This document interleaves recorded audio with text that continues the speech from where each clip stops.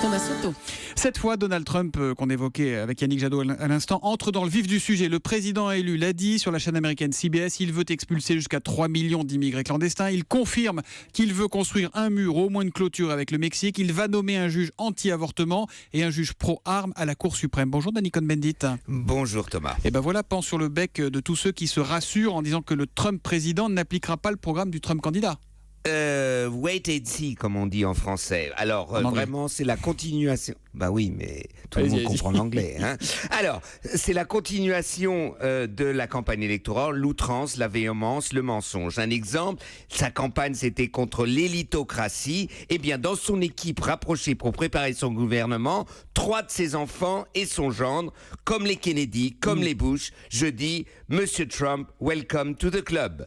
Et puis, deuxièmement, 2 à 3 millions d'expulsés, des dealers, des gangsters, des criminels. Non mais il faut arrêter, il n'y a pas 3 millions de dealers, de gangsters et de criminels aux États-Unis. Sans ça, ce pays chavirerait. Donc, encore une fois, l'outrance, on verra.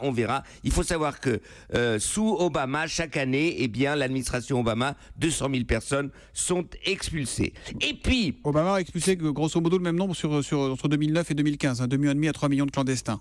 Oui, c'est-à-dire, mais de clandestins. Alors, il faut savoir qu'il y a clandestins et clandestins. Par exemple, à New York, le maire de New York dit il y a 850 000 personnes qui ont une carte d'identité donc de New York. Là-dessus, il y a 500 000 personnes en irrégularité. Il veut les protéger parce que tous y travaillent, parce que tous y payent des impôts. Et c'est la même chose sur les 11 millions, il y en a 7 à 8 millions qui travaillent, qui payent des impôts. Et vous allez voir ce que vous allez voir, Trump ne les a pas encore expulsés. Et je pourrais continuer comme ça. Évidemment, ça va être un président comme les autres, Donald Trump. Il va faire un programme plutôt modéré, il ne tiendra pas ses promesses de campagne, voilà. Non, mais c'est ça le problème. Le problème, c'est qu'il a promis, tout promet. Vous savez, le populisme, c'est ça. C'est je promets tout à tout le monde, même si les choses sont contradictoires, et après je trierai, je ferai ce que je pourrai, mais il sera dans la logique de l'élite de Washington. C'est là, et son grand problème, c'est ramener des usines de Chine vers l'Ohio ou le Michigan.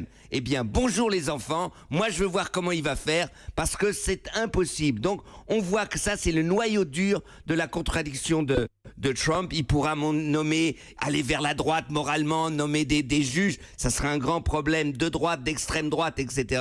Mais ça ne changera rien à son problème fondamental de l'économie. L'humeur de Danny tous les matins à 8h moins 10 sur Europe 1. Demain, Danny. À demain, Thomas. Ciao, ciao.